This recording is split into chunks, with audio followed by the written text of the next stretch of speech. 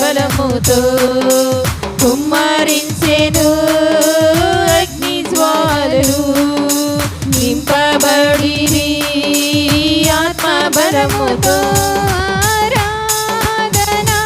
ఆరాధన ఆరాధన నీకే ఆరాధన ఆరాధన ఆరాధన నీకే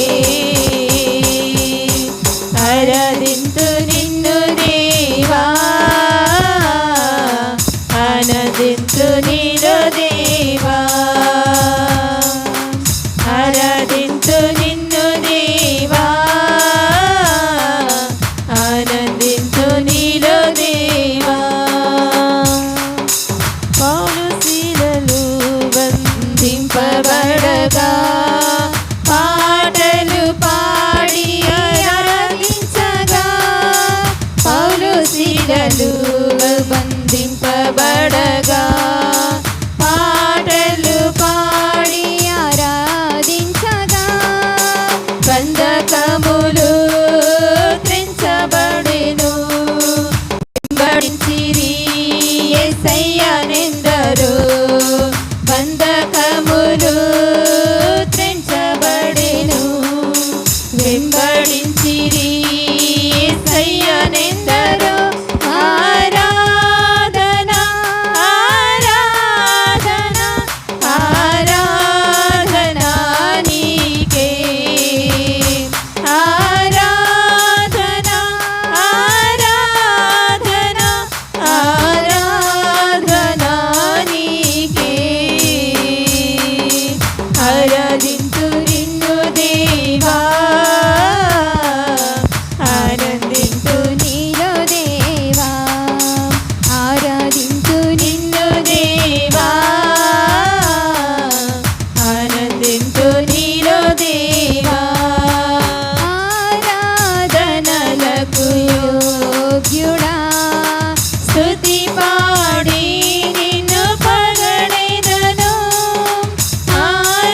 ఆరాధనలకు యోగ్యుడా స్తుతి పాడి నిన్ను పొగడెదను ఆరాధన ఆరాధన ఆరాధన నీకే ఆరాధన ఆరాధన ఆరాధన నీకే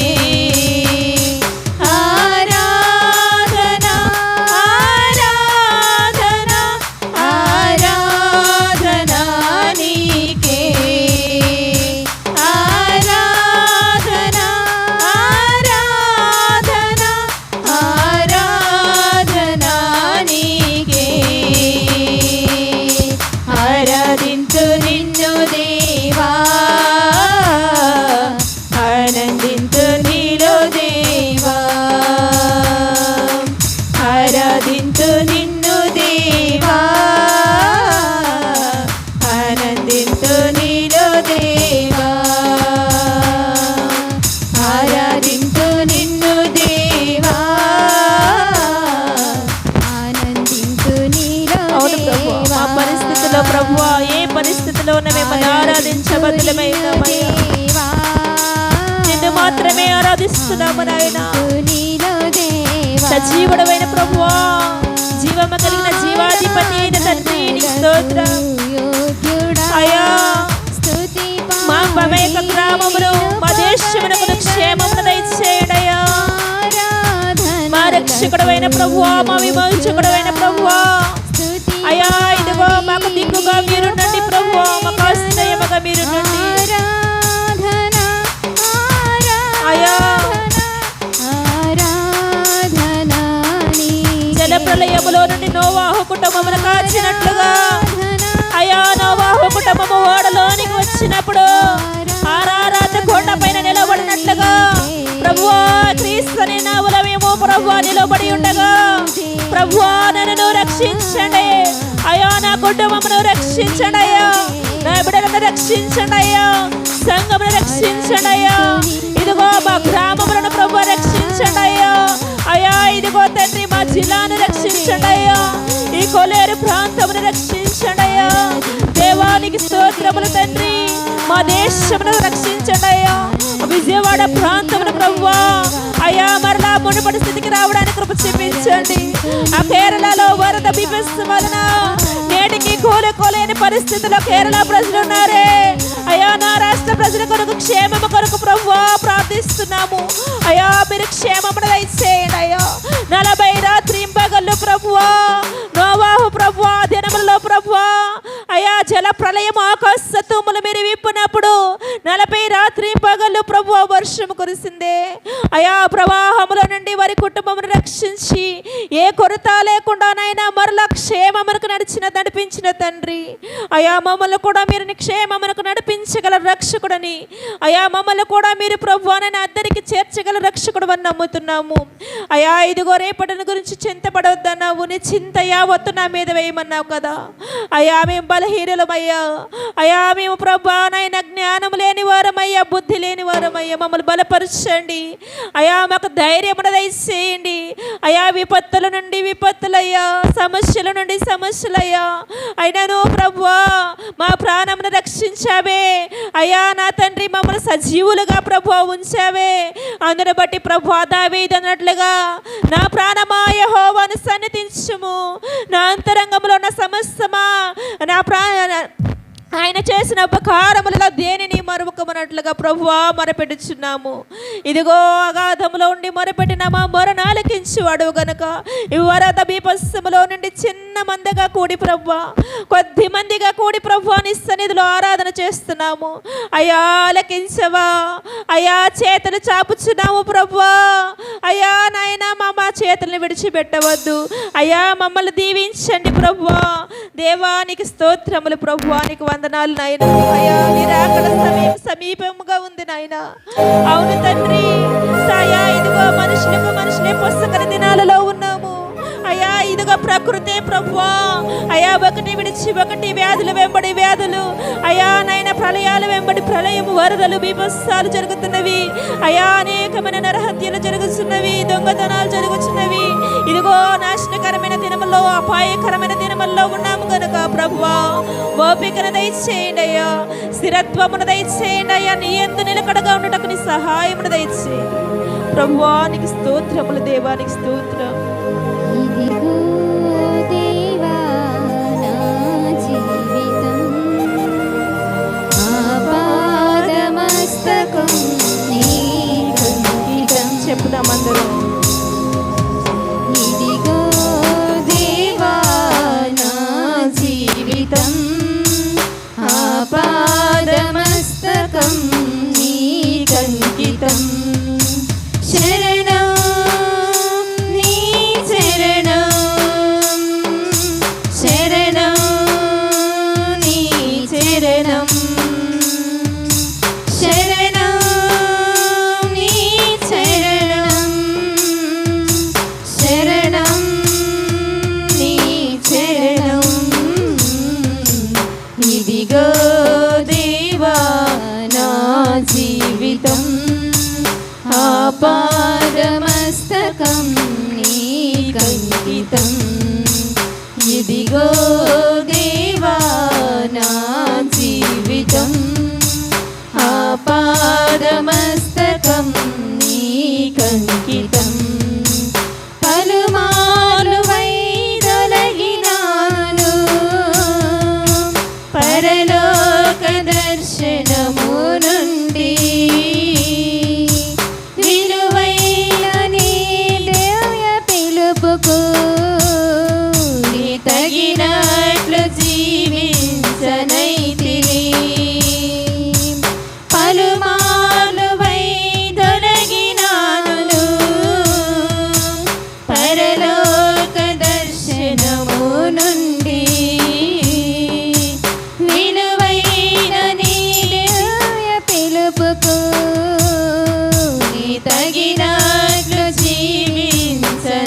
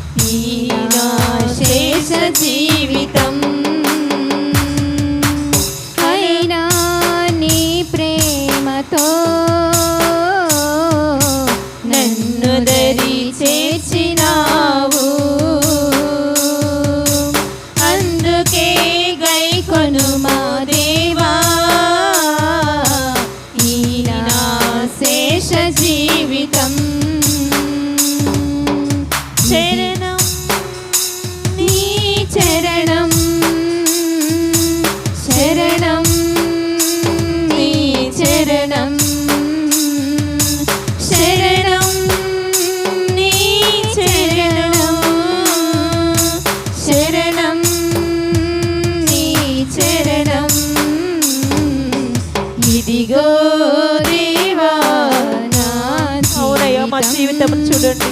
ఆపాదమస్తకం నీకంకితం. మమ్మల్ని ఆదుకునే దేవుడు నీవే తండ్రి.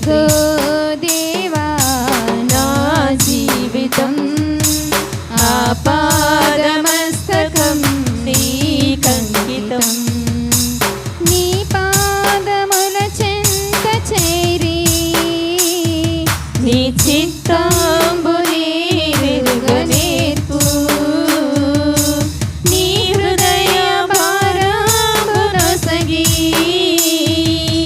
ప్రార్థించి పని చేయనిమ్ము.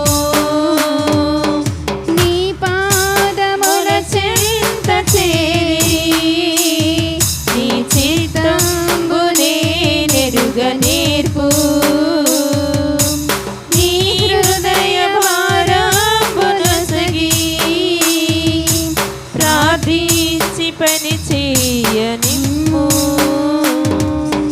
ఆగిపోక సాగిపోవు ప్రియసుతునిగా పని చేయనిమ్ము. ప్రతి చోట నీ సాక్షిగా ప్రభువా నన్నుండనిమ్ము. ఆగిపోక సాగిపోవు ప్రియసుతునిగా పని చేయనిమ్ము. ప్రతి చోట నీ సాక్షిగా ప్రభువా నన్నుండనిమ్ము. శరణం నీ చరణం అవునయ్యా, నీ పాదాల వెంట శరణించి ఉన్నాం తండ్రి. చరణం శరణం నీ చరణం శరణం నీ చరణం. ఇదిగో దేవా నా జీవితం ఆపాదమస్తకం నీకంకితం. ఇదిగో దేవా నా జీవితం ఆపాదమస్తకం నీకంకితం. ఇదిగో దేవా నా జీవితం మమ్మల్ని ఆదుకునే దేవుడవు నీవు తండ్రి. నీకంకితం. శరణం స్తోత్రం. నీ చరణం అవునయ్యా, నీ పాదాల చెంతటే మాకు నెమ్మది. నీ చరణం అవునయ్యా. శరణం నీ చరణం అవునయ్యా, నీ పాదాలు విడువలయ్యా. అయ్యా, నన్ను ఆదుకునే దేవుడవు, బలపరచువాడవు నీవే. ఇదిగో దేవా నా జీవితం ఆపాదమస్తకం నీకంకితం. ఇదిగో దేవా ఎర్ర సముద్రం ఆరిన నేలగా చేసిన దేవుడవు కదయ్యా. ఆపాదమస్తకం ఇంకా సాధ్యమైనది ఏమి తండ్రి. స్తోత్రం స్తోత్రం. వాక్యం కొరకు ప్రార్థన చేసుకుందాం. మనమ్మ గారు వాక్యం కొరకు ప్రార్థన చేస్తారు.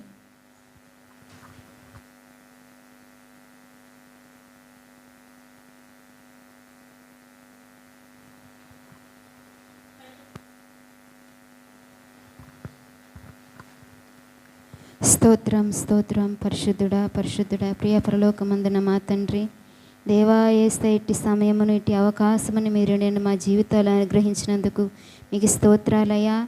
ఏస్తే ఇట్టి విధముగా నేను గణపరిచే అవకాశాన్ని దయచేశారు. ఏస్తే మీకు స్తోత్రాలు వందనాలు. నీ సన్నిధిలో కూడుకొనుటకు, నిన్ను ఆరాధించుటకు, నిన్ను స్తుతించుటకు, నా దేవా నీ వాక్యం వినుటకు ఏస్తయ్యా, నీలో కొనసాగుటకు ప్రభు ఇట్టి అవకాశమును దయచేసినందుకు మీకు మా కృతజ్ఞతాస్తుతులు ప్రభువా. ఏసయ్యా, కాలాలు సమయాలు నీ యందున్నవి. ఏ క్షణమో ఏ గడియో తెలియని పరిస్థితిలో బ్రతుకుతున్నాం ఏసయ్యా. నీ దయంటూ లేకుంటే, నీ కృపంటూ లేకుంటే మేము ఈ లోకంలో బ్రతుకులేమయ్యా. ఏసయ్యా, ఇదిగో ప్రభా, ఏసయ్య ఈ రోజుల్లో ప్రభా ఎంతోమంది నాదే ఏసయ్యా ఎన్నో శ్రమలలో ప్రభు ఉంటూ ఉన్నారు ప్రభా. చూస్తూనే ఉన్న దేవుడవి ఏసయ్యా, చూచుచున్న దేవుడవి ఏసయ్యా, ప్రతి ఒక్కరి బంధకాల నుంచి విడుదల కలగచేసే దేవుడు మీరు ఏసయ్యా. ఏసయ్యా, ఈ దేశాన్ని జ్ఞాపకము చేసుకో, ఈ దేశ ప్రజలను జ్ఞాపకం చేసుకో. ఈ దేశంలో జరుగుతున్న ప్రతి ఒక్క విపత్తు నుంచి విడుదల కలగచే ప్రభా. వాతావరణాన్ని నీ స్వాధీనంలో ఉంచు. నీ మాట సెలవిస్తే యేసయ్యా, నీవు ఆజ్ఞాపిస్తే ప్రభువ సమస్తము నా దేవా సమస్తము సమకూర్చగల సమర్థవంతుడు మీరు ప్రభువ. యేసయ్యా దేవ, మీరు గొప్ప కార్యం జరిగించండి. యేసయ్యా, ఇదిగో ప్రభువ, ఈ యొక్క వాతావరణాన్ని నీ స్వాధీనంలో ఉంచు. మీ వాక్కు చేత యేసయ్య వాతావరణాన్ని గద్దించండి నా తండ్రి. యేసయ్య, ఎన్నో ఇబ్బందులలో, ఇరుకుల్లో, నా దేవ కష్టాలలో ప్రభువ, ప్రాణాపాయ స్థితిలో ఉన్న ప్రజలను గుర్తెరగండి ప్రభువ. తల్లి జాడ పిల్లకు లేక, పిల్ల జాడ తల్లికి లేక ప్రభువ, చెట్టుకొక్కరు పుట్టకొక్కరే ప్రభువ. యేసయ్య, ఎంతోమంది నా దేవ ఎన్నో విధాలుగా ప్రభువ నా దేవ ఉంటా ఉన్న రోజులు ఈ ప్రభువ. యేసయ్య, ఇట్టి దినములు నా దేవ నీ రాకడకు నా దేవ గుర్తులను మాట్లాడుచున్నావు. యేసయ్య, నీ రాకడ దినాలు మేము బ్రతుకుతూ ఉన్నప్పుడు ప్రభువ, నిన్ను ఆనుకుని నిన్ను హత్తుకుని బ్రతుకుట మాకు నేర్పుమయ్యా. నీ యందు భయభక్తులు కలిగి బ్రతుకుట మాకు నేర్పుమయ్యా. యేసయ్యా, నీకు స్తోత్రాలు, వందనాలు ప్రభువ. యేసయ్య, ఎన్నో గ్రామాలు నీటి ములుగు పాలైపోయి ప్రభువ. దేవా, నీకు స్తోత్రాలు. అటు గ్రామాలను గుర్తెరుగు, మీరు లేవనెత్తండి, జ్ఞాపకం చేసుకొనండి ప్రభువ. యేసయ్య, ఇదిగో నీ సన్నిధులకు కూడుకొని వచ్చిన మమ్మల్ని అందరిని కూడా మీరు గుర్తెరగండి. నీ యొక్క దైవజనులో మీరుండి మాకు కావలసినటువంటి ఆత్మీయ ఆహారాన్ని మాకు దయచేయి. వాక్యం వినటమే కాదు కానీ ప్రభువ, వాక్యానుసారంగా బ్రతుకుట, నీ ఆజ్ఞను అతిక్రమించకుండా నీ ఆజ్ఞానుసారంగా జీవించుట మాకు నేర్పుము యేసయ్యా. మా హృదయం అనే పలకల మీద నీ యొక్క వాక్యమును రాసుకుని వారముగా, భద్రముగా కాపాడుకొని వారంగా మమ్మల్ని సిద్ధపాటు చేయండి. నీ రాకకై, నీ కొరకై ప్రభువ ఎదురు చూచి నిరీక్షణను కూడా మాలో కలగచేయండి. సిద్ధపాటు కలిగిన మనస్తత్వం మాకు అందరికీ కలగచేయండి. యేసయ్యా, నీ చిత్తమేమ పట్ల నెరవేర్చండి. యేసయ్యా, నీకు స్తోత్రాలు, వందనాలు ప్రభువ. దేవా, ఈ యొక్క సమయమును నీ దాసునికి అప్పగిస్తూ ఉండగా నీ దాసులలో మీరుండి మాకు కావలసిన ఆత్మీయ ఆహారమును దయచేయమని ఈ యొక్క చిన్ని ప్రార్థన, కొద్దిపాటి ప్రార్థన ఆలకించి అంకరిస్తారని మీ ప్రియుడును మా రక్షకుడునైనా యేసుక్రీస్తు అతి పరిశుద్ధ నామములో అడిగి వేడుకొనిచి యొక్క మనవులు పొంది ఉన్నావు నా పరమ తండ్రి. ఆమేన్. ఆమేన్. దేవునికి మహిమ కలుగును గాక. హల్లెలూయా. దగ్గరగా చెప్తాం హల్లెలూయా. మేము స్థలాల్లో కూర్చోండి. దేవుని యొక్క వాక్యాన్ని వినడానికి, దేవుని యొక్క వాక్యాన్ని వినడానికి దేవుని సన్నిధికి ఎంతో ఆశతో వచ్చిన మిమ్మల్ని అందరినీ కూడా నా యేసయ్య బలపరుచునుగాక. దేవుని యొక్క వాక్యాన్ని వినడానికి దయచేసి అందరూ కూడా సిద్ధపడదాం. ప్రభు యొక్క ఆహారం అది మనకు సంతృప్తినిస్తుంది. ఈ ఆహారము అన్ని వేళలా, ప్రతిదినం దేవుని యొక్క వాక్యాన్ని నెమరు వేసుకుంటూ ఉంటే మన పరిస్థితి కూడా దిగజారేటట్లుగా కాదు, అభివృద్ధి చెందేటట్లుగా ఉంటుంది. అభివృద్ధి చెందాలి అంటే, మేలు పొందాలంటే, బలపరచబడాలంటే దానికి మూల ఆధారము దేవుని వాక్యమే. దేవునికి స్తోత్రం. చాలామంది ఆశీర్వాదాలు లేవే అని అంటారు. చాలామంది దేవుని సన్నిధికి వెళ్ళిన ఆశీర్వాదాలు రావట్లేదు అని చాలామంది అంటుంటారు. కానీ నేను అంటాను, దేవుని సన్నిధికి వస్తేనే ఆశీర్వాదాలు రావు. ఆశీర్వాదాలు రావాలంటే ఊరికే రావు. దేవుని సన్నిధిలో నీవు మోకరించి ప్రార్థన చేసి కన్నీరు కార్చాలి. దేవునికి స్తోత్ర. ఒక ఆయన యాటిస్తూ ఉంటాడు, డబ్బులు ఊరికే రావని. మీరు విన్నారో లేదో ఆ మాట? డబ్బులు ఊరికే రావు. ఏ ఛానల్ పెట్టినా, లేదా టీవీ లేని వాళ్ళు ఫోన్ ఇచ్చుకుని ఏలాడినా, యూట్యూబ్ చూసినా, ఏ దేంట్లోనైనా కానీ ఆయన యాడ్స్ ఇస్తూ ఉంటాడు, డబ్బులు ఊరికే రావు అని. మరి డబ్బులు ఊరికే రావు అని ఆయన అంటుంటే, నేను అంటాను, నజరేయుడైనటువంటి యేసు క్రీస్తు దగ్గర నుండి ఆశీర్వాదాలు ఊరికే రావు. దేవునికి స్తోత్ర. ఆశీర్వాదాలు రావాలి అని అంటే ఊరికే రావు. దేవుని సన్నిధిలో నీ ముఖాలు తెల్లబడాలి, ముఖాలు నల్లబడాలి. ఏ ముఖం? నీ ముఖబింబమేమో తెల్లబడాలి, నీ ముఖాలేమో నల్లబడాలి. అప్పుడే దేవుని యొక్క ఆశీర్వాదాలు మెండుగా మనందరికీ కూడా కుమ్మరించబడతాయి. దేవునికి స్తోత్ర. బైబిల్ గ్రంథాలలో ఉన్న మాటలన్నీ కూడా మనం వింటానే ఉన్నాం. బైబిల్ వాక్యం అంటేనే ఒక సముద్రం లాంటిది. ఈ రోజు నాడు నేను ఇక్కడ ఒక వాక్యాన్ని తీసుకుని మాట్లాడితే ఇంకొక దైవజనుడు అదే వాక్యాన్ని మరొక కోణంలో నుండి మాట్లాడుతూ ఉంటాడు. ఏది మాట్లాడినా, ఎంతమంది దైవజనులు మాట్లాడినా, ఏ రీతిగా మాట్లాడినా కానీ చివరికి చేర్చేది పరలోక రాజ్యానికే. దేవునికి స్తోత్ర. అరే మార్గాలన్నీ చాలా ఉన్నాయి కానీ చేరవలసినది ఒకే ఒక ప్రాంతము, అది పరదేశి. ఆ పరదేశికి వెళ్ళడానికే మనం ఇన్ని ప్రయత్నాలు చేస్తున్నాము. ఆ ప్రయత్నాలలో నా ప్రయత్నం ఏంటో తెలుసా? మీరందరూ కూడా బలపరచబడాలి. బలపరచబడితేనే దేవుని రాజ్యానికి వెళ్ళగలగడానికి అవకాశం ఉంటుంది. దేవుని పిలుపు పొందుకున్నటువంటి వారందరూ కూడా పిలువబడ్డారు. దేవుని మాట విన్నటువంటి వారందరూ కూడా ఆ దేశాన్ని విడిచి వచ్చేసారు అనే అరణ్యంలోకి. నా దేవుడు రమ్మన్నాడు రండి అని చెప్పనంటే ఒక వ్యక్తి మాట ఇచ్చుకుని వాళ్ళు ఆ దేశాన్ని విడిచి ఈ యొక్క అరణ్యంలోనికి వచ్చేసిన తర్వాత అన్నారంట, ఎవరయ్యా చెప్పింది నీకు? ఎవరు చెప్పారు నీకు? ఆ దేశంలో సమాధులు లేవా? మమ్మల్ని ఈ ప్రాంతానికి తీసుకొచ్చావని చెప్పనని ఒక వ్యక్తి మీదంట 6 లక్షల మంది సనకటం ప్రారంభించారంట. దేవునికి స్తోత్ర. అరే ఆ వ్యక్తి ఎవరో తెలుసా? మోషే. ఆ మోషే యొక్క విధానం ఏమిటి అని అంటే, ఆయన తినడానికి ఉంది, ఎంత తిన్నా తరగని ఆస్తి ఉంది, కరిగిపోని ఆస్తి ఉంది, బంగారం ఉంది, వెండి ఉంది, రథాల మీద నడిచిన వారు, గుర్రాల మీద నడిచినటువంటి వాడు. అయితే ఇప్పుడు దేవుని మాట విని అవన్నీ విడిచిపెట్టేశాడు. కాలు నడక చేత 40 సంవత్సరాలట అరణ్య ప్రయాణమే చేశాడంట. ఎవరి కొరకు అంటే దేవుని ప్రజల కొరకు. దేవునికి స్తోత్ర. శ్రమలు ఎదురైనా, వరలు ఎదురైనా, నిందలు ఎదురైనా, అవమానాలు ఎదురైనా కానీ ఆయన ఎవరి వైపు చూశాడు తెలుసా? దేవుని వైపు చూశాడు. దేవునికి స్తోత్ర. ఎందుకు అని అంటే మాట్లాడే యేసయ్యను నమ్మాడు కాబట్టే మోషే సనిగే వారిని వైపు చూడలా, సనుగుతున్న వారిని వైపు చూడలా, ఆ శ్రమల వైపు చూడలా, ఆ బండ వైపు చూడలా, ఆ సముద్రము వైపు చూడలా, ఆ పరో సైన్యము వైపు చూడలేదు కానీ పరలోక సైన్యాన్ని చూశాడు మోషే. దేవునికి స్తోత్ర. పరలోక సైన్యంతో పోల్చుకుంటే ఈ పరో సైన్యం సరిపోదండి. అదే ధైర్యం మోషేది. నడిచే కొలది దేవుడు ఆశీర్వాదాలు ఇస్తున్నాడు, నడిచే కొలది దేవుడు కాపాడుతున్నాడు, నడిచే కొలది దేవుడు పోషిస్తున్నాడు. పోషించేవాడు ఉంటే ఏ భయమో మనకు లేదు. అయితే ఆయన ఎప్పుడు పోషిస్తాడు, ఎలా పోషిస్తాడు అని మనం తెలుసుకోవాలి. మోషేతో దేవుడు మాట్లాడాడే, ఏమని మాట్లాడాడు తెలుసా? వీళ్ళందరినీ కూడా ఎక్కడికి చేర్చమన్నాడు? పాలు తేనెలు ప్రవహించు దేశానికి అని అంటే యెరూషలేము ప్రాంతానికి. ఎవరితో మాట్లాడాడు అని అంటే 6 లక్షల మందితో దేవుడు మాట్లాడలేదు, ఒక్కడితోనే దేవుడు మాట్లాడాడు. ఆ ఒక్క వ్యక్తి ఎవరంటే నత్తివాడు, మాట్లాడలేనటువంటి వాడు, సరిగ్గా మాట్లాడలేనటువంటి వాడు. అటువంటి వాడినే దేవుడంట 6 లక్షల మందికి నాయకుడిగా నిలబెట్టుకున్నాడంట. దేవునికి స్తోత్ర.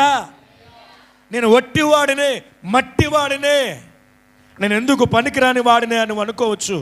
ఆస్తి పరులు కాదు దేవునికి కావాల్సింది, ఆస్తి కాదు దేవునికి కావాల్సింది, వెండి బంగారాలు కాదు దేవునికి కావాల్సింది, విర్రికి నలిగిన మనస్సు దేవునికి కావాలి. దేవునికి స్తోత్ర. అంత ఆస్తి ఉన్నా కానీ గర్వం లేదు మోషేకి, అన్ని రథాలు ఉన్నాయి కానీ గర్వం లేదు మోషేకి. ఎందుకు అనంటే దేవుని చేత ఎన్నుకోబడిన వాడు గనుక ఆయన అనుకున్నాడు, ఇవన్నీ నాతో శాశ్వత కాలము ఉండేవి కావు, భోగభాగ్యాలు శాశ్వత కాలము ఉండేవి కాదు, ఈ సంపద శాశ్వత కాలము ఉండేది కాదు.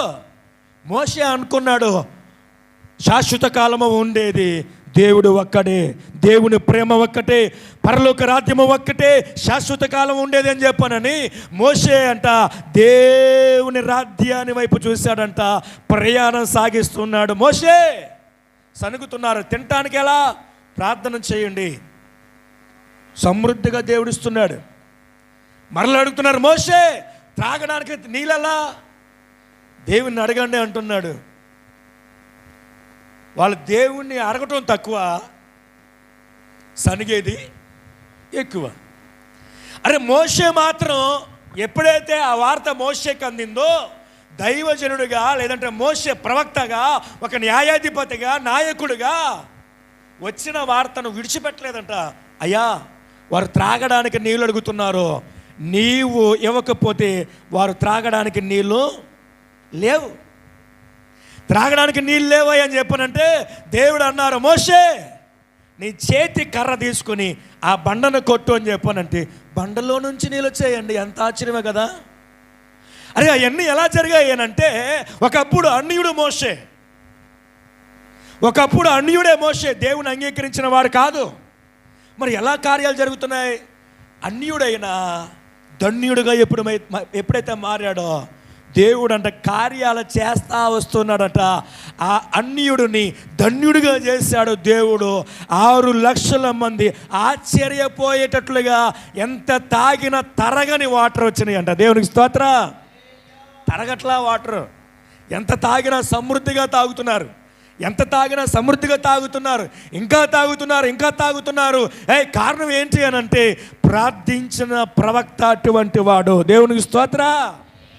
కానీ పిలువబడిన వారు మాత్రం మూలిగేవారు, పిలువబడిన వారు మాత్రం మూలిగేవారు. దేవుని వెంబడించిన వాడు మాత్రం ఆశీర్వాదాలు దొరుకుతాయని ఎదుగుతున్నాడంట. ఒక ఆశీర్వాదం చూశాడు. ఏ ఆశీర్వాదం? ఎంత తిన్నా తరగని పూరేలు వచ్చినాయే. ఆశ్చర్యపోయాడంట. ఎవరో? మోషే. ఎంత అద్భుతం చేస్తాడా దేవుడు. అరే ఎంత అద్భుతం జరుగుతుందా దేవుని దగ్గర అని చెప్పానని ఎప్పుడైతే మోషే పూరేలు రావటం చూశాడో ఇంక ఏ భయం లేదో, నా దేవుడు ఏది అడిగితే అది ఇచ్చేవాడు అని చెప్పానని అప్పుడు నమ్మకం వచ్చిందంట దేవుని మీద. దేవునికి స్తోత్ర. దేవుని మీద మోషేకి నమ్మకం వచ్చింది, కానీ ప్రజలకు మాత్రం నమ్మకం లేదు. అయితే దేవుడు అంటాడు కదా, చదువున్న మాట దావీదు రాసినటువంటి కీర్తన 84వ అధ్యాయము. దావీదు రాసినటువంటి కీర్తన 84వ అధ్యాయము, 84వ అధ్యాయము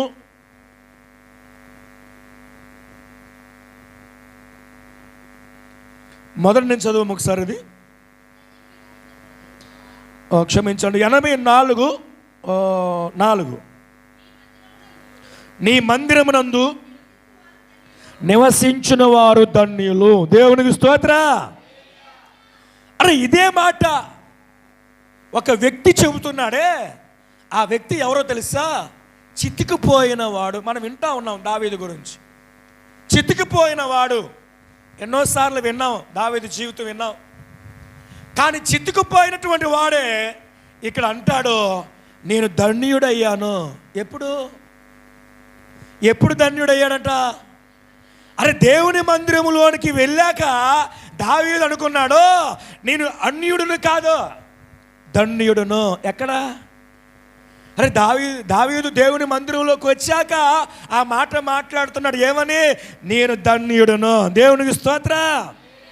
అరే నేను ధన్యుడును అని చెప్పండి ఒకసారి, బిగ్గరగా చెప్పండి, ఇంకా బిగ్గరగా చెప్పండి. నీవు ధన్యుడు, నిజంగా ధన్యుడు అవుదువుగాక. అరే దావీదు నేను ధన్యుడును అని చెప్పానని మౌనంగా ఆయన ప్రార్థన చేసి వెళ్ళిపోలా. మనకు చెప్తున్నాడు ఆయన, నేను ధన్యుడును ఎలాగయ్యాను, ఎలాగా అన్యుడిలో నుండి ధన్యత నేను పొందుకున్నాను చెప్తున్నాడు దావీదు. ఆయన చెప్పకపోతే మనందరికీ తెలిసేవి కాదు. ఆయన చెబుతున్నాడు కాబట్టే మనకు తెలుస్తుంది. సరే, ధన్యత ఎక్కడ దొరుకుతుంది? ఎక్కడ దొరుకుతుంది చెబుతున్నాడు అదే మాట. ధన్యత కొరకు వెతికితే దావీదు అంటాడు, రే ఎక్కడ ఎతకొద్దు, దొరకవలసిన కాడ దొరుకుతుంది రా అని చెప్పనని దేవుని మందిరంలోకి తీసుకెళ్ళాడంట ప్రజలందరినీ కూడా. దేవునికి స్తోత్ర.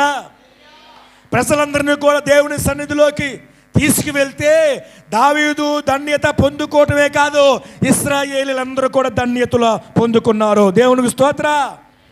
ఆయన అంటాడు, చదవండి, వారు నిత్యము నిన్ను స్తుతించుదురు, నీ వలన బలము పొందు మనుషులు ధన్యురు, యాత్ర చేయు మార్గములు వారికి అతి ప్రియములు. దేవునికి స్తోత్ర. అరే ఈయన చెప్పకనే చెబుతున్నాడు ఇశ్రాయేలీల గురించి. ఏం చెబుతున్నాడు తెలుసా? అక్కడ అంటున్నాడు, నీ మందిరమునందు నివసించువాడు ధన్యుడు, వాడు నిత్యము నిన్ను స్తుతిస్తేనే స్థితులు మారుతాయి. స్తుతిస్తే నాకు బాధ వచ్చింది నాయనా అని చెప్పను, నువ్వు దేవుని మందిరంలోకి రాకుండా ఇంటికాడే ఉండి ముసుగేసుకుని ఏడుస్తూ ఉంటే నీ బాధలు పో. నాకు రోగం వచ్చింది నాయనా అని చెప్పని ముసుగేసుకుని ఇంట్లోనే ఉంటే రోగాలు పో. దావీదు అంటాడు, రా దేవుని సన్నిధికి, దేవుని సన్నిధికి రా. నీకు బాధ ఉన్నా, బలహీనత ఉన్నా, వ్యాధి ఉన్నా, సమస్య ఉన్నా, నా దేవుడు బలపరిచేవాడు. దేవునికి స్తోత్ర. నా దేవుడు బలం ఇచ్చేవాడు. హల్లెలూయా. ఎన్ని సమస్యలు వచ్చినా, ఎన్ని అవమానాలు వచ్చినా, ఎన్ని నిందలు ఎదురైనా దావీదు ఒకటే నేర్చుకున్నాడు తెలుసా? ఏంటో తెలుసా? నా దేవుని మందిరంలో ధన్యత ఉంది. దేవునికి స్తోత్ర. అరే అవమానించారు కుటుంబం, దావీదు అనుకున్నాడు నా దేవుని మందిరంలో ధన్యత ఉంది. అన్నదమ్ములు దూషించారు, దావీదు అంటున్నాడు నా దేవుని మందిరములో ధన్యత ఉంది. సౌలు రాజు దూషించాడు దావీదుని, దావీదు అంటాడు నా దేవుని మందిరములో ధన్యత ఉంది. కారణం ఏంటో తెలుసా? ఆ దేవుని మందిరాన్ని రుచి ఎరిగిన వాడు ఒక్కడ ఏకైక వ్యక్తి దావీదే. ఉదయం కావచ్చు, మధ్యాహ్నం కావచ్చు, సాయంకాలం కావచ్చు, ఎప్పుడు ఖాళీ దొరికితే అప్పుడు దేవుని మందిరంలోకి వెళ్ళి ప్రార్థన చేసేవాడు అంట. మరి మందిరాలు రేవుగయ్య గారు అని అంటే మందిరం ఉండవసరం లేదండి, నువ్వు మోకరించి ప్రార్థన చేసే స్థలమే మహిమతో నింపబడిన మందిరమే. దేవునికి స్తోత్ర. హల్లెలూయా. అరణ్య యాత్రలో దావీదంట సంచారం చేసినప్పుడు మందిరాలు లేవు. మందిరాలు లేని టైంలో దావీదు ఎక్కడికి వెళ్ళాడంటే దేవుని పాదాల దగ్గరికి వెళ్ళాడు, కానీ దేవుని పాదాలు మాత్రం విడిచిపెట్టలా. సింహం వచ్చింది, దేవుని పాదాలు విడిచిపెట్టలా. తోడేలు వచ్చినా దేవుని పాదాలు విడిచిపెట్టలా. తోడేలు లాంటి మనుషులు గుచ్చి గాయపరిచిన దేవుని సన్నిధి మాత్రం విడిచిపెట్టలా. కారణం ఏంటి తెలుసా? ఆ మందిరంలో దావీదు ఆనందాన్ని అనుభవించాడు. దావీదు ఆనందాన్ని అనుభవిస్తే మరి నువ్వు అనుభవించాలిగా.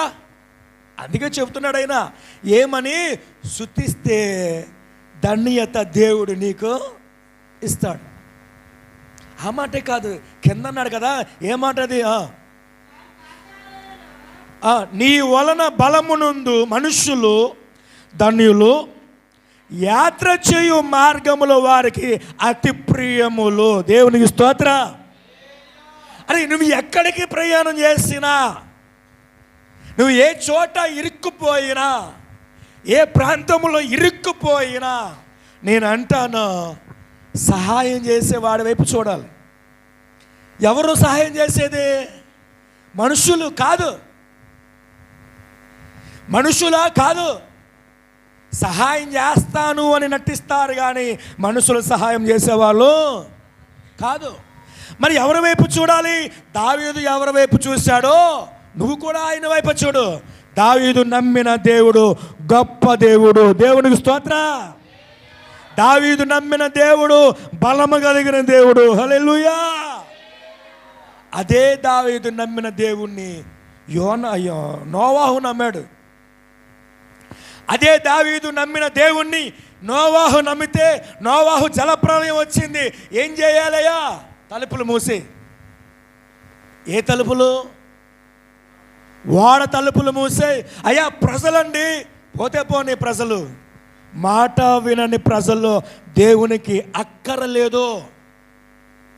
మాట వినని ప్రజలు దేవునికి అక్కరలేదు. మాట వినేవారే దేవునికి కావాలి. ఇప్పుడు ఆ ఓడలో ఎవరున్నారు? నోవాహుతో ఆ జలప్రలయము వచ్చినప్పుడు ఆ ఓడలు ఎవరున్నారు తెలుసా? మాట వినేవారు ఉన్నారా, మాట వినని వారు ఉన్నారా? ఎవరున్నారు మాట వినేవారు? నోవాహు, నోవాహు భార్య, తర్వాత నోవాహు ముగ్గురు కుమారులు. నోవాహు ముగ్గురు విచిత్రం కదా. కొడుకులు విన్నారంటే మాట అది వేరే. ఇప్పుడు ఎవరు విన్నారు మాట? కోడళ్ళు కూడా విన్నారంటే నేను అంటాను, నోవాహు ఇంటిలోకి ఎప్పుడైతే వెళ్ళారో వాళ్ళ మునుపు ఎలాంటి వారో నాకు అనవసరం. ఎప్పుడైతే దేవుని భక్తి కలిగిన ఇంటిలోకి వెళ్ళారో వారికి కూడా ఏమొచ్చేసింది? భక్తి వచ్చేసిందంట. ఎవరి మీద నమ్మకం పెట్టుకున్నారో తెలుసు, వాళ్ళు కూడా దేవుని పైన ఆధారపడ్డారు. దేవునికి స్తోత్ర. దేవుని పైన ఆధారపడ్డారు. దేవుని ఆరాధించడం ప్రారంభించారు. దేవుని దగ్గరికి వెళ్ళటం ప్రారంభించారు. ఇప్పుడు ఆ 5గురే కాకుండా మిగతా 3 అని అంటే ఆ కోడళ్ళు కూడా వేసుకుని ఎంతమంది? 8 ఈ 8 కూడా దేవుని మాట విన్నారా, వినలేదా? విన్నారు కనుకనే ధన్యులయ్యారు అని నేను అంటాను. దేవుని మాట విన్నారు కనుకనే వరదలు వచ్చినా, వాగులు పొంగి పొర్లిపోయినా, ఎంత తుఫాను వచ్చినా కానీ దేవుడు చెప్పినటువంటి మాట విని వాడ కట్టమంటే వాడ కడితే ఆ వాడలోకి 8 వెళ్ళి ప్రార్థించటం ప్రారంభించారంట. దేవునికి స్తోత్ర. 40 రాత్రి పగలు వచ్చిన కూతంత దానికే మనం తట్టుకోలేకపోతున్నాం. వచ్చిన వరద కూతంతదే, మనం తట్టుకోలేకపోతున్నాం. విలవిలలాడిపోతున్నాం.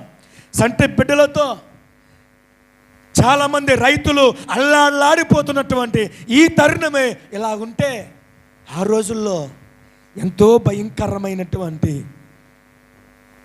ఆ జలప్రలయంలోనంట ఎంత ఎత్తుగా వచ్చేసిన తెలుసా?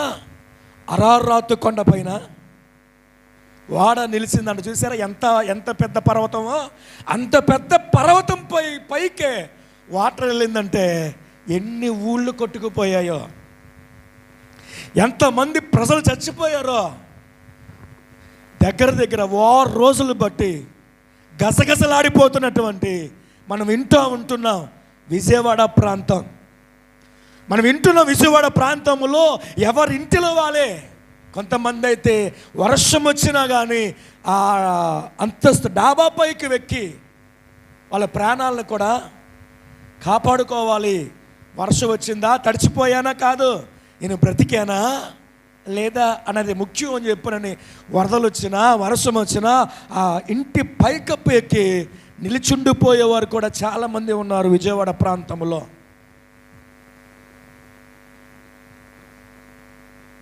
నేను అంటాను, కులాలను చూస్తారు బ్లడ్ ఇవ్వడానికి. కులాల్లో చూసుకుని బ్లడ్ అడుగుతారు. తెలుసు మీకు? ఒకవేళ వాడికి ఒక వ్యక్తికి బ్లడ్ కావాలనంటే నీ కులం ఏంటి అని అడిగి బ్లడ్ తీసుకునే రోజులు ఇవి. అంతస్తుల్ని బట్టి, ఆస్తుల్ని బట్టి పొంగిపోయే రోజులు ఇవి. కానీ మొన్న నేను ఒక వీడియో చూశాను. ఆ వీడియోలోనంట గొప్ప ధనవంతులే చెత్త టాటర్ మీద ఎక్కారట. ఏ టాటర్? చెత్త టాటర్. ఏమైంది? ఆస్తి అంతా ఏమైంది? నీలమయమైపోయింది ఆస్తి అంతా. కార్లు కొట్టుకెళ్ళిపోతున్నాయి. వాళ్ళకు ఉన్నటువంటి సంపద అంతా కొట్టుకు వెళ్ళిపోతుంది. ఇప్పుడు వాళ్ళ ప్రాణాలు కాపాడుకోవడానికి దేన్ని వెనకాడలేదా, దేన్ని చూసుకోలేదంట. అది చెత్త బండ, వీడు విలువైన మనుష్య, వీడు మా జాతి వాడైనా, వీడు మా కులము వాడైనా చూడాల. వాళ్ళు దేన్ని చూశారు తెలుసా? ప్రాణాలు కాపాడుకోవడానికి చెత్త బండ లేదా మంచి బండ అని చూడకుండా ఎక్కుతున్నారు. ఎందుకు? వాళ్ళ ప్రాణాలు కాపాడుకోవడానికి. నేను అంటాను, కులం బ్రతికించదు. అరే కులం మనల్ని బ్రతికించదు, మన ధనం మనల్ని బ్రతికించదు, మన బంగారం మనల్ని బ్రతికించదు, మన ఆస్తిపాస్తులు మనల్ని బ్రతికించు. ఇరుగు పొరుగు వారి సహాయాన్ని పొందుకో. దేవుడు కూడా చెప్పింది అదే, నా యేసు ప్రభులు వారు కూడా చెప్పింది అదే. ప్రేమ లేనివాడు నావాడు కాదా అని దేవుడు చెప్పాడే. నువ్వు ఎలా ఉండాలో తెలుసా? ఈ యొక్క క్లిష్ట పరిస్థితుల్లో నీవు ఒకరికి ఒకరు సహాయం చేసుకునేటటువంటి గుణలక్షణాలు కలిగి ఉండాలి. వాడు పోతే పోయాడులే, నేను లెగుచున్నానులే అని చెప్పానని నువ్వు ఎప్పుడైనా అనుకున్నావా? దేవుడు నిన్ను పాతాళానికి అణగదొక్కేస్తాడు. జాగ్రత్త. దేవునికి స్తోత్రం. ఆయన మాట్లాడే మాట ఒక్కటే. మాట వింటారా? సరే సరే. మాట వినలేదా? వదిలే. నోవాహుతో అదే చెప్పాడు. మాట వినలేదా? వదిలే. నీ కుటుంబం మాట వినేటటువంటి చోటకెళ్ళి నువ్వు ప్రసంగించు అని చెప్పానని అరణ్యము బయట నేను చెప్పాను. మన శుక్రవారం చెప్పాను, శుక్రవారం చెప్పాను. ఈ యొక్క నోవాహు అంట అరణ్యము బయట, లోపలికి కూడా వెళ్ళలేదంట. లోపలికి వెళ్తే ఏమవుతుంది? క్రూర మృగాలు ఉన్నాయి, పీక్కు తినేటటువంటి మృగాలు ఉన్నాయి. ఈ నోవాహు అంట ఆ అరణ్యము బయట ప్రసంగిస్తే ఆ ప్రసంగానికంట విని ఆ అరణ్యములో ఉన్నటువంటి జంతువులన్నీ కూడా ఊళ్ళోకి వెళ్ళి వాక్యాన్ని వివరిస్తే నోవాహు ఒక్కడింట్లా, సంధికి వెళ్ళి వాక్యాన్ని వివరిస్తే, వీధి వీధికి వెళ్ళి వాక్యాన్ని వివరిస్తే, ఇంటింటికి వెళ్ళి వాక్యాన్ని వివరిస్తే ఒక్కడెనలేదు. అసహించారంట నోవాహును, సేదరించుకున్నారంట నోవాహును. దైవజనుని తోసివేసిన రోజులు కూడా ఉన్నాయంట. అయితే ఇదే నోవాహుతో దేవుడు అన్నాడంట, నేను వెళ్ళమనలేదుగా, నువ్వు ఎందుకు వెళ్ళావు? అయ్యా చూస్తా వదిలేయలేవుగా. అసలు వరదలు రావటానికి కారణం ఏంటో తెలుసా? అక్కడ రాయబడి ఉంది, భూలోకము బలాత్కారముతో. భూలోకము బలాత్కారముతో నిండిపోవటం చేత జలప్రలయం వచ్చింది. నోవాహు నువ్వు ఎందుకు వెళ్ళావు అని చెప్పాను. దేవుడు గద్దించి ఎక్కడికి పంపించాడు తెలుసా? అరణ్యంలోనికి పంపించాడు. అక్కడ చెప్పు, అక్కడ వాక్యం చెప్పు.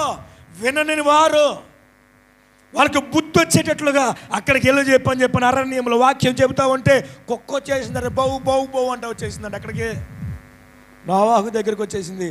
నోవాహు ప్రార్థన ప్రారంభం నుండి ఆయన ప్రార్థన చేసిన తర్వాత ఒక్కో జంతువు అన్నీ ఆ అరణ్యములు ఎన్ని జంతువులు అయితే ఉన్నాయో అన్ని జంతువులు కూడా నోవాహు చుట్టూరా ఉన్నాయంట. దేవునికి స్తోత్రం. నోవాహు మధ్యలో ఉండి ప్రార్థన చేశాడు, వాక్యం చెప్పాడు. వాక్యం చెప్పి ఆమేన్ అనేసిన తర్వాత ఆయన ఓడలోనికి బయలుదేరి వెళ్ళిపోతే అవన్నీ కూడా ఎక్కడికి వచ్చేస్తున్నాయి? ఈ నోవాహు వెనకాల వచ్చేస్తున్నాయి. ఈ నోవాహు సరాసరిని ఓడలోకి ఎక్కేశాడు. ఈ జంతువులన్నీ కూడా ఓడలోకి ఎక్కేసినాయి. దేవునికి స్తోత్రం. దేవుని మాట విను, బాగుపడతావు. దేవుని మాట విను, రక్షించబడతావు అని చెప్పనని గొంతిసించిపోయేటట్లుగా అరిసినా కానీ వినని ప్రజలు ప్రార్థన చేస్తే చాలని వచ్చేసినాయి. జంతువులు వచ్చేసినాయి, వారెక్కేసినాయి. వాటికి ఏవేవి కావాలో, ఎంతటి ఆహారం కావాలో, ఏ పక్షికి ఏం కావాలో, ఏ జంతువుకి ఏం కావాలో మనకు కూడా ఉండవు అన్ని వెరైటీలు. మన ఇంట్లో కూడా ఉండవు వెరైటీలు. కూర ఉంటే సారు ఉండదు, సారు ఉంటే కూర ఉండదు. కానీ ఆ వాడలో, ఏ వాడలో? నోవాహు కట్టిన వాడలో ఏ జంతువుకు ఏ ఆహారం కావాలో, ఏ పక్షికి ఏ ఆహారం కావాలో అన్ని వసతులు 40 రాత్రులు 40 పగళ్ళు తినడానికి.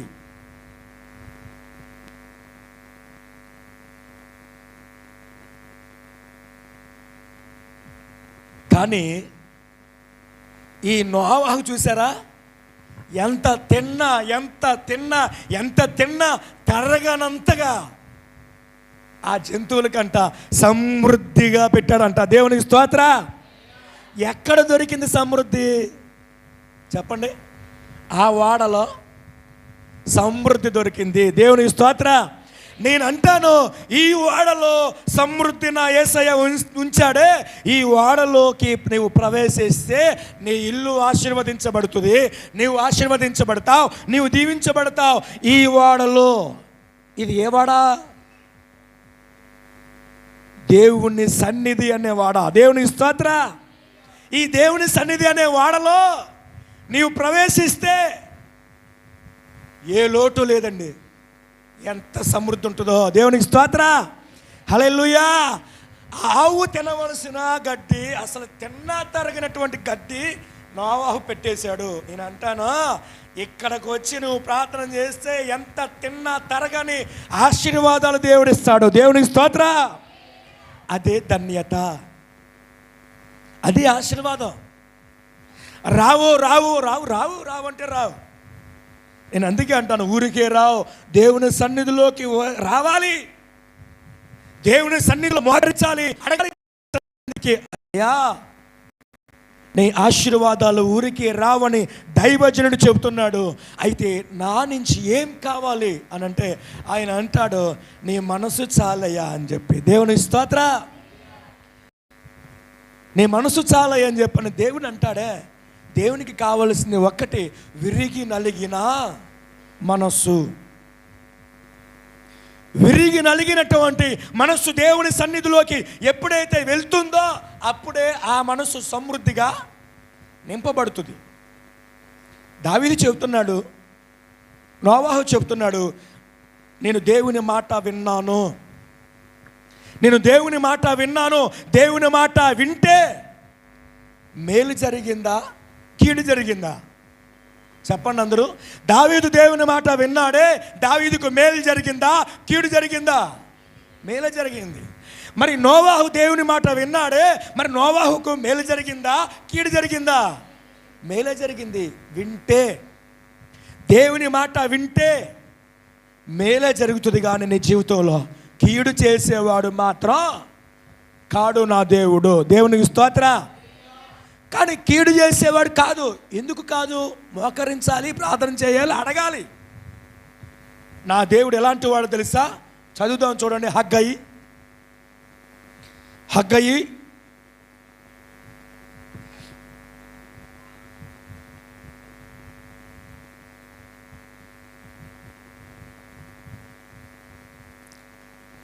2వ గ్రంథం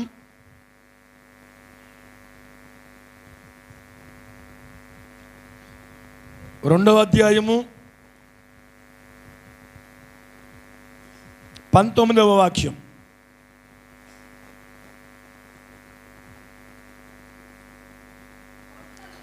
కొట్లలో ధాన్యము ఉన్నదా? ఆ కొట్లలో ధాన్యం ఉన్నదా?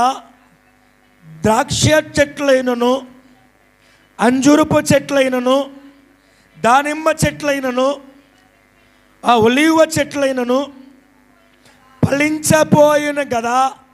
అయితే ఇది మొదలుకొని నేను మిమ్మల్ని ఆశీర్వదించేదను. దేవునికి స్తోత్ర. హల్లెలూయా. ఇక్కడ చెబుతున్నటువంటి వ్యక్తి ఎవరు అంటే ఒక ప్రవక్త. హగ్గయి అనేటటువంటి ఒక ప్రవక్త చెబుతున్నాడు, కొట్లలో ధాన్యం ఉన్నదా లేదా? లేదన్నాడా, ఉన్నదన్నాడా? చదవండి మరలా అదే మాట. ఆ కొట్లలో ధాన్యం ఉన్నదా?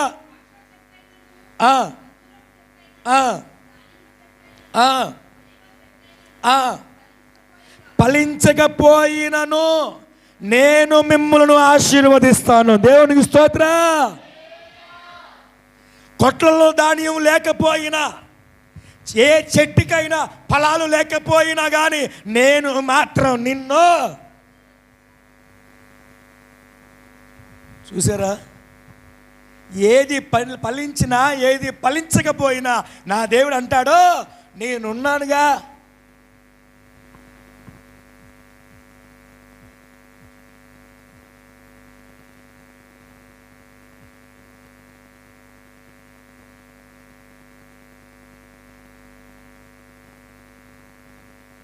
దేవునికి స్తోత్రం.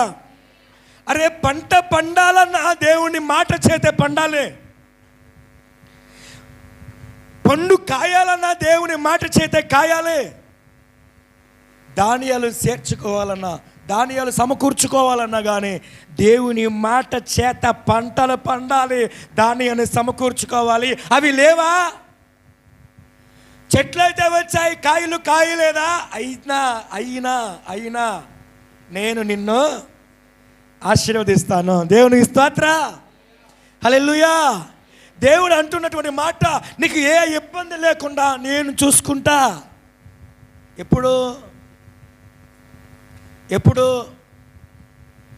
ఎప్పుడు ఎప్పుడు చదవండి మొదటి అధ్యాయం.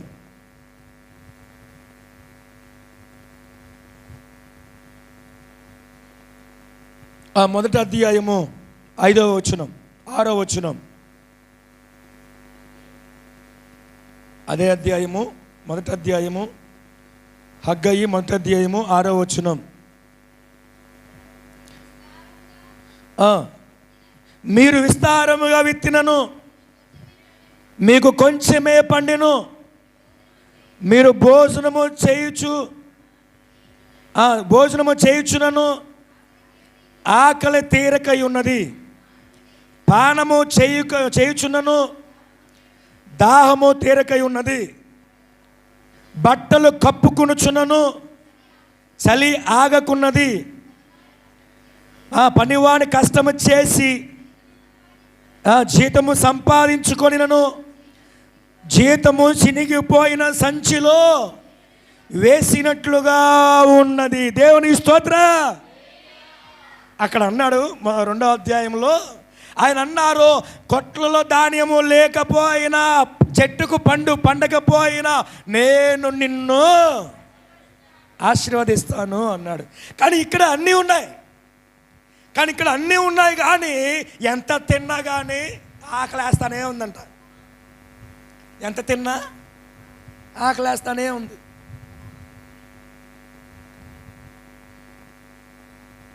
మొదటి నుంచి చదువు అదే మాట. మీరు విస్తారముగా విత్తినను మీకు కొంచెమే పండును. దేవునికి స్తోత్రం. మొదటిది, మీరు భోజనము చేయుచున్నను. ఏమండి, భోజనం చేత ఆకలి తీరదా? తీరిద్దా లేదా? మళ్ళీ తీరదన్నాడంట ఆయన. సాల్సలేదంటాడికి. ఎంత తిన్నా వాడికి ఏం తీరట్లా? తరువు తీరట్లా. సెన్సార్ అనేది ఒకటి ఉంటుంది మనకి, తెలుసా మీకు? ఒరే నానా అన్నం తిండ్రా, అన్నం సరలా. ఆకలి అయితే ఆడే పరిగెత్తుకొచ్చి అమ్మా అన్నం పెట్టు అని అంటాడు, అంతే కదా. కానీ ఇక్కడ ఏమన్నాడు తెలుసా దేవుడు? ఎంత తిన్నా. అది వీడికి ఏమైంది? సెన్సార్ లేదు ఇక. వేరే కాదు, ఇప్పుడు మనకి ఆకలి వేస్తుంది అని చెప్పేది ఏంటి కదా? మనకు కాళ్ళు చేతులు లాగుతున్నాయి. కాలు చెప్పిద్దా నీకు? నా కాళ్ళు లాగుతుంది అని చెప్పి కాళ్ళు మాట్లాడద్దా? మాట్లాడదు. ఇక్కడ చెబుతుంది, ఎక్కడ నుండి. అరే మనకు సెన్సార్ అనేది ఉంది. ఇక్కడ ఏమైందంటే సెన్సార్లు మొత్తం పోని. ఎంత తిన్నా అంట ఆకలి తీరట్లేదంట. ఎన్ని దుప్పట్లు కప్పుకున్నా చలి ఆగట్లేదంట. దేవునికి స్తోత్రం. అరే వీడికి ఏమైంది? అరే వీడి మనిషిగానే ఉన్నాడు కానీ మనిషి కాదు. కరెక్ట్గా చలి ఆగాలంటే ఒక్కటి సరిపోద్ది. అంతే కదా. వాడు ఆకలి తీరాలంటే అంత అన్నం చాలు. అరే ఏది కూడా ఇక్కడ పని చేయట్లేదంట, సెన్సార్స్ పని చేయట్లా. అంటే వాళ్ళకి ఆలోచన వచ్చేస్తున్నా, కూర్చున్నానా తిన్నానా. అదే చెప్పామన్నా మీకు, ఇశ్రాయేలీలంట కూర్చున్నారంట గిన్నె కింద కూర్చుని ఎంత తింటున్నారో వాళ్ళకే తెలియలేదంట, ఎంత తింటున్నామో వాళ్ళకే తెలియట్లేదంట. దాని సంగతి పక్కనెట్టండి. పేతురు రాసిన పత్రికలో ఒక మాట రాయబడి ఉంటుంది తెలుసు మీకు, కుక్క తినేసి, కుక్క అంట తినేస్తారా, బౌ బౌ బౌ బౌ అంట వెళ్ళి మొరిగి మొరిగి ఇంకో కుక్క మీద దెబ్బలాడి అది ఏదో రకంగా సాధించేసి తినేస్తుంది, పసపస నవ్వులేసి తినేస్తుంది. కొంచెం దూరం వెళ్ళిన తర్వాత అది కక్కేస్తుంది, మళ్ళీ కొంచెం కొంచెం వెనక్కి వస్తుంది, మళ్ళీ వెళ్ళి కక్కిందంటే చూసారు ఎప్పుడన్నా దాన్ని? దేవుని వాక్యంలో రాయబడి ఉంది. మరి ఎక్క సమయంతగా ఇశ్రాయేలీయులు తిన్నారు అని అంటే వాళ్ళకి తిండి మీద ఉన్నటువంటి ఆశ దేవుని మీద లేదు. ఇక్కడ ఈయన అంటారు, మీరు ఎంత తిన్నా మీకు ఆకలి తీరదు, ఎంత పండినా ఆ పంట మీ చేతికి రాదు, ఎంత సంపాదించుకున్నా. ఏ సంచది చదవండి.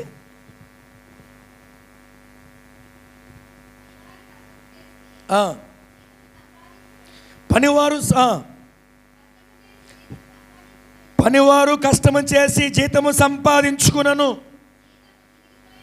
జీతము చినిగిపోయిన సంచిలో వేసినట్లుగానే ఉంది. డైలీ పనికి వెళ్తాడు. ఎంత సంపాదించావురా? లేదు 50,000 అప్పు ఉంది అంటాడు. నిజం. ఎంత సంపాదించావురా? ఏం సంపాదించలా. ఏం మిగిలింది? అప్పు మిగిలింది. మహారాష్ట్ర వెళ్ళావుగా, చేపలు విస్తారంగా పడ్డాయి, దానికే సరిపోయింది. రొయ్యేసావు గారా, సూపర్ పండిందిగా పంట, బోలంత రేటు ఉందిగా, లేదు దానికే సరిపోయింది. కారణం ఏంటి అని అంటే నేను అంటాను, దేవుని మాట వినకపోవటం వలన. ఈయన అంటారు, దేవుని మాట వింటే నేనే మిమ్మల్ని పోషిస్తాను. 2వ అధ్యాయంలో, 1వ అధ్యాయంలోకి వచ్చేసరికి ఆయన అంటారు, నువ్వు ఎంత తిన్నా, ఎంత సంపాదించినా, ఎంత ఆస్తి కలిగి ఉన్నా అది చిల్లట సంచిలో వేసినట్లుగానే ఉంది. ఎందుకంటే నీ బ్రతుకు సరిలేదు.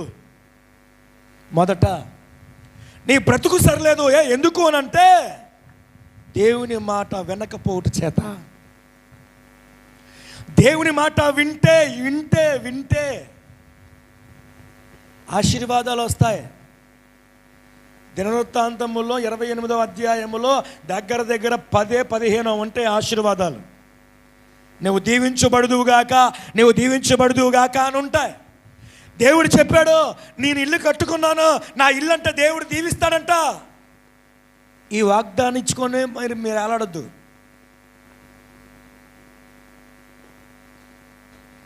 బయటికి వెళ్ళినప్పుడు దీవించబడతావు, లోపలికి వచ్చినప్పుడు దీవించబడతావు. అబ్బా మంచి వాగ్దానం ఇచ్చాడు దేవుడు నాకు ఈ సంవత్సరం. ఇది కాదు, దాని మొదట ఉంది. అది చదవండి ముందు. ఏ మాట ఉంది తెలుసా? ఇక్కడ నేను అంటాడు, నీ కొట్లలో ధాన్యం లేకపోయినా, చెట్టు ఉంది, చెట్టుకి కాయ పండకపోయినా నేను పోషిస్తాను అని అన్నాడు. 1వ అధ్యాయంలోకి వచ్చేసరికి నువ్వు ఎంత తిన్నా ఆకలి తీరదు, ఎంత తాగినా దాహం తీరదు, బట్టలు కప్పుకున్నా చలి ఆగదు, ఎంత సంపాదించుకున్నా ఆస్తి కూడా. ఏమైందండి ఇప్పుడు? ఏమైంది? 10-15 లక్షలు పెట్టి ఎంతెంతో విలువైనటువంటి ఒక పడవల లాంటి కార్లు కొన్నా, దాని టైం వచ్చింది, తీసుకెళ్ళిపోయింది. ఇప్పుడు ఏం చేయాలి? మరలా కొనుక్కోవాలి. ఇప్పుడు సంపాదించినంత ఏమైంది? నేలపాలైపోయింది. బంగారాలు కొన్ని చోట్లంట నీట మునిగిపోయి ఇల్లు బీరువాలే కొట్టుకెళ్ళిపోయినాయి అంట. బీరువాలే కొట్టుకెళ్ళిపోయినాయి అంట. ప్రాణ భయంతో దాని వంక కొట్టుకెళ్ళిపోతుంది.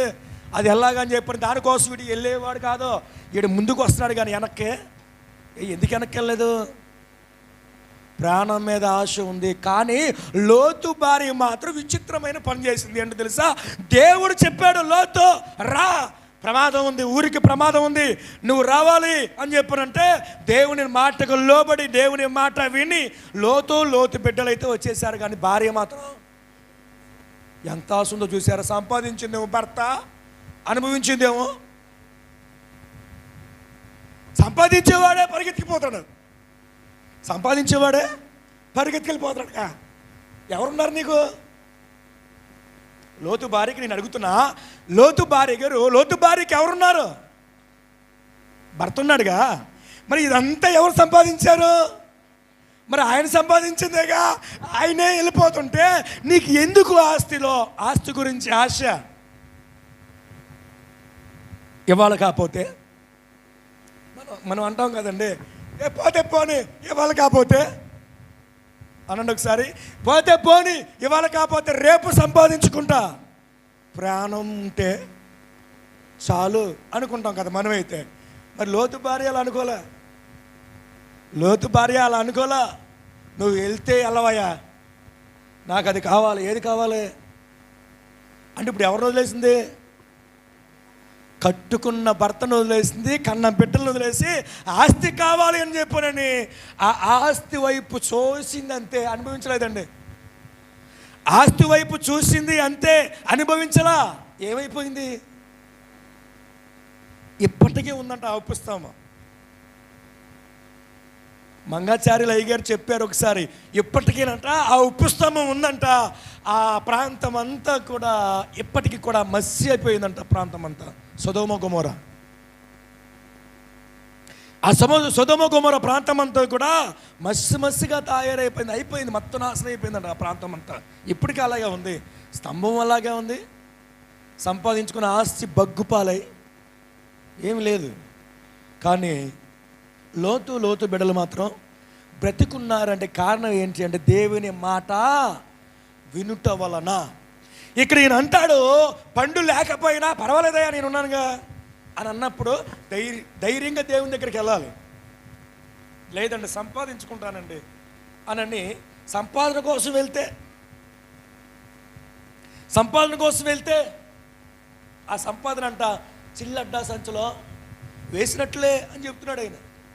అరే పొలం ఉందండి, పొలంకి వెళ్ళిన తర్వాత పొలం పండిన తర్వాత వస్తాలేండి అని అన్నాడు. పొలం పండింది, ఎంత పండినా సాల్తలేదు అడిగి. ఏమంటే ఈరోజు భోజన కార్యక్రమాలు ఉన్నాయి, దేవుని మందిరం ఇవ్వాలి కాకపోతే రేపు రావచ్చు అని చెప్పిన భోజనానికి వెళ్ళాడు. కానీ ఎంత తిన్నా ఆకలి తీరట్లేదు అడిగి. అది పక్కన పెడితే దేవుడు అన్నాడు, నా మాట వింటే నీవు ఆశీర్వాదించబడతావు. దేవునికి స్తోత్ర. ఆశీర్వాదించబడతావు. దేవునికి స్తోత్ర. పొలంలో దీవించబడతావు, పట్టణంలో దీవించబడతావు, నీ ఇంట్లో దీవించబడతావు, నీ గర్భఫలము దీవించబడుతుంది. దేవుడు చెప్పాడు, ఏం చెప్తాం కాదు మాటలు. దీవించబడతావు. నా దేవుడు చెప్పాడండి, నా దేవుడు చెప్పాడు నాకు వాగ్దానం, ఈ సంవత్సరం వాగ్దానం దీవించబడతావు అని వచ్చింది. అది ఇచ్చుకుని కాదు, పైన ఉన్నది చదవాలి. ఇప్పుడు చదవండి అన్నమాట. ద్వితీయోపదేశ కాండం 28వ అధ్యాయము 1వ మాట. నీవు నీ దేవుడైన యెహోవా మాట నేడు నేను నీకు ఆజ్ఞాపించిన ఆయన ఆజ్ఞలన్నిటిని అనుసరించి నడుచుకునిన ఎడలా. దేవునికి స్తోత్ర. హల్లెలూయా, హల్లెలూయా. కింద రాయబడ్డాయి అవి కాదు, కింద ఎన్నో రాయబడతాయి. నువ్వు ఏది పట్టుకుంటే అది దేవుడు నిన్ను దీవిస్తాడు. నీకు వాహనం ఉన్నా, లేదా నీకు పొలం ఉన్నా, పంట ఉన్నా, చెరువు ఉన్నా, ఏ ఉన్నా కానీ దేవుడు దీవించేవాడే. కానీ ఎప్పుడు అని అంటే మాట విన్నప్పుడే. దేవునికి స్తోత్రం. మాట విన్నప్పుడు నా దేవుడు ఎలాంటి వాడు తెలుసా? ఆశీర్వాదించేవాడు, దీవించేవాడు. దీవెని నీకు రావాలంటే ఈ దీవెనలన్నీ నీకు అవసరం లేదు, దేవుని మాట వింటే చాలు. ఎవరి మాట? మనుషుల మాట వినమోకుండా పాడైపోతారు. మనుషుల మాట విని మీరు పాడైపోవద్దు. ఒక నాకెట్టాడు, పెదగాడి మునిగిపోయిందంట కానీ పెట్టాడు. నిజమేనా అనుకున్నా నేను.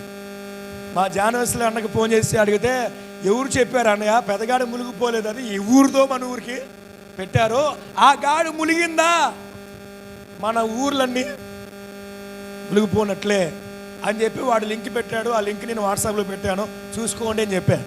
దేవునికి స్తోత్రం. అరే మనుషుల మాట ఎలాంటిదో తెలుసా? నమ్మించే మాట, నమ్మించి మోసం చేసే మాట. నేను అందుకే అంటాను, మనుషుల మాట నమ్మొద్దు, దేవుని మాట వినండి. వింటే నీవు ధన్యుడు అవుతావు, వింటే నీవు దీవించబడతావు, వింటే నీవు ఆశీర్వదించబడతావు. విన్నాడు దావీదు, దేవుని సన్నిధిలోకి వచ్చాడు, స్తుతించాడు. దావీదు స్థితి నేను అంటాను, ఆశీర్వాదాలు కాదు మనకు కావాల్సింది. మొదట దేవుని మాట వింటే ఆశీర్వాదాలన్నీ మనకు వస్తాయి. మొదట దేవుని మాట వినాలి. హగ్గయి చెబుతున్నాడు కదా ప్రవక్త, దేవుని మాట వింటే ఆయనే చూసుకుంటాడంతా. అంటే మనకు ఆధారం ఎవరో తెలుసా? ఆయనే. మనకు ఆధారము ఆయనే, మనకు ధైర్యము ఆయనే, మనకున్న సమస్తము ఆయనే. ఇక్కడ ఉన్నవన్నీ కూడా అల్పకాల భోగభాగ్యాలే, మనతో వచ్చేవి కాదు. మనతో వచ్చేయి మరలా చెబుతున్నాను, మనతో వచ్చేయి మరలా చెబుతున్నాను, నా యేసయ్య ఒక్కడే. దేవుని స్తోత్ర. ఆయన దగ్గరికి వెళ్ళండి, ఆశీర్వాదాలు పొందుకోండి, దైవ దేవుని పొందుకోండి. అట్టి కృప నా యేసయ్య మీకు అందరికీ దయచేయునుగాక. ఆమేన్. ప్రార్థన చేద్దాం, మోకరించండి. ప్రార్థన. దయామయుడా, కృపామయుడా, నా జాలి కలిగిన యేసయ్య మీకు వందనాలు.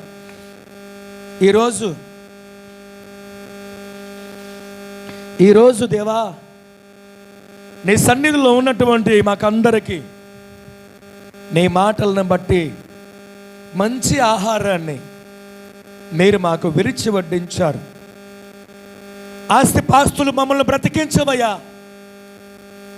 వీలైతే ప్రేమ ఆప్యాయతలే మమ్మల్ని బ్రతికిస్తాయి. ఇరుగు పొరుగు వారితో నువ్వు చెప్పావు కదా, ప్రేమ ఆప్యాయతలు కలిగి ఉంటే ఆ ప్రేమను బట్టే నువ్వు ఆశీర్వదించబడతా. అయ్యా మేము ప్రార్థన చేస్తున్నాం ప్రభువా, మమ్మల్ని అందరినీ కూడా మీరు బలపరచండి. ఈ కొల్లెట్టి ప్రాంతాలన్నీ కూడా అయ్యా నీటమయమైపోయాయి ప్రభు. ప్రతి బిడ్డ అయ్యా అల్లాడిపోతున్నటువంటి వారందరినీ కూడా మీరు జ్ఞాపకం చేసుకోండి. అయ్యా మీరే బలపరిచి మీ సేవలు వాడుకుంటారని నజరేయుడైనటువంటి యేసు క్రీస్తు నామములో అడిగి వేడుకుంటున్నాము తండ్రి. ఆమేన్, ఆమేన్.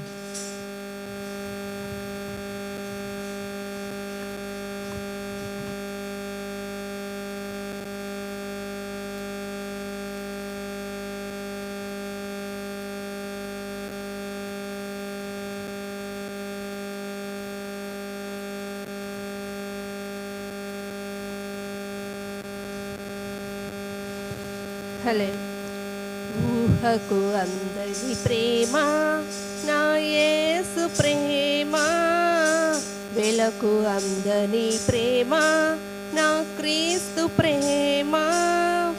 ఊహకు అందని ప్రేమ నా యేసు ప్రేమ, వెలకు అందని ప్రేమ నా క్రీస్తు ప్రేమ.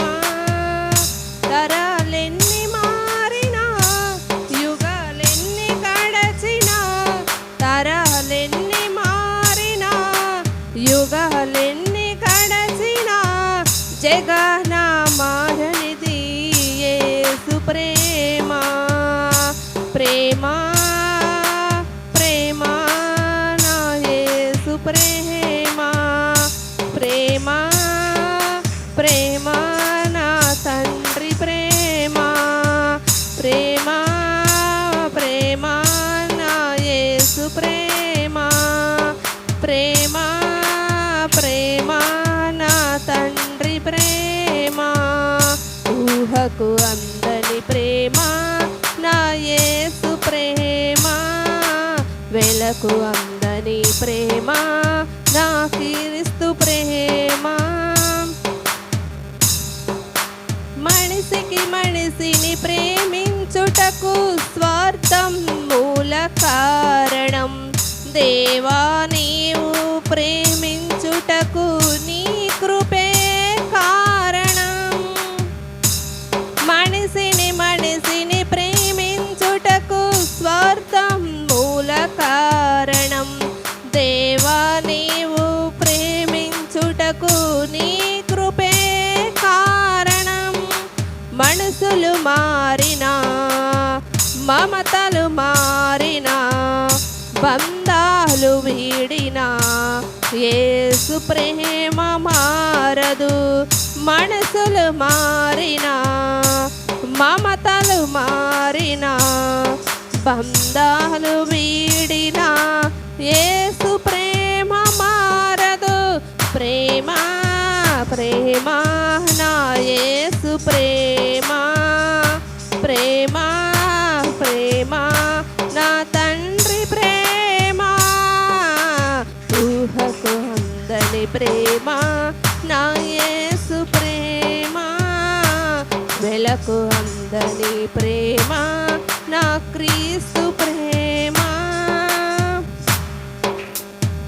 జీవితమంతా పోరాటం, ఏదో తెలియని ఆరాటం, నిత్యము ప్రేమకై వెతకటం, దొరకకపోతే సంకటం. జీవితమంతా పోరాటం, ఏదో తెలియని ఆరాటం, నిత్యం ప్రేమకై వెతకటం, దొరకకపోతే సంకటం. మనసులు ప్రేమ కొంచెం, ప్రేమకు కూడా లంచం, యేసు ప్రేమ శాశ్వతం, జీవితానికే సార్థకం. మనసులు ప్రేమ కొంచెం, ప్రేమకు కూడా లంచం, యేసు ప్రేమ శాశ్వతం, జీవితానికే సార్థకం. ప్రేమ ప్రేమ నా యేసు ప్రేమ, ప్రేమ ప్రేమ నా తండ్రి ప్రేమ, ఊహకు అందని ప్రేమ నా యేసు ప్రేమ, వెలకు అందని ప్రేమ నా క్రీస్తు ప్రేమ. తరాలెన్ని మారినా యుగాలెన్ని గడచినా, తరాలెన్ని మారినా యుగాలెన్ని గడచినా, జగన మారనిది యేసు ప్రేమ, జగన మారనిది యేసు ప్రేమ, ఊహకు అందని ప్రేమ నా యేసు ప్రేమ, వెలకు అందని ప్రేమ నా క్రీస్తు ప్రేమ. హల్లెలూయా. హల్లెలూయా. దయచేసి నిలబడదాం అందరూ కూడా మీ స్థలాల్లో.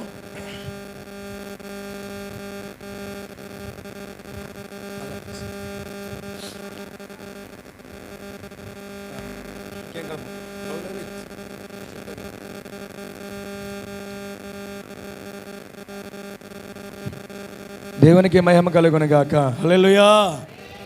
దగ్గరగా చెప్తాము హల్లెలూయా. ఇంకా కొంచెం గట్టిగా హల్లెలూయా. ఏలూరులో పాస్టర్ అనిల్ కుమార్ గారు ఇంచుమించు ఆయన ఇది 3వ వారం ఆయన హాస్పిటల్లో ఉన్నారు. బ్రెయిన్ ట్యూమర్ అయిన మీకు చెప్పా ఒకసారి మా పాప అక్కడే ఉందని ఏలూరులో. ఆ అన్నయ్య బాగా చాలా కన్నబిడ్డలాగా చూసుకున్నాడు. ఇప్పుడు ఆ అన్న ఇప్పుడు హాస్పిటల్లో ఉన్నాడు. వాళ్ళకి ఎవరు లేరు. ఆ అన్నకు సంఘమే ఆయన కుటుంబం, సంఘమే ఆయనకి ఆధారం. బంధువులు స్నేహితులు ఎవరు లేరు. ఆ సంఘమంతా ఏడుస్తూ విజయవాడ హాస్పిటల్లో పెట్టింది. సంఘమందరూ కూడా వెళ్తున్నారు వస్తున్నారు. సంఘమంతా ప్రార్థన చేస్తుంది. అనిల్ కుమార్ గారు అన్న కోసం ప్రార్థన చేయండి. మీరు ఇంటికాడ ఉన్నారు కానీ పేరు అనిల్ కుమార్, ఆయన కోసం ప్రార్థన చేయండి. ప్రార్థన చేద్దాం.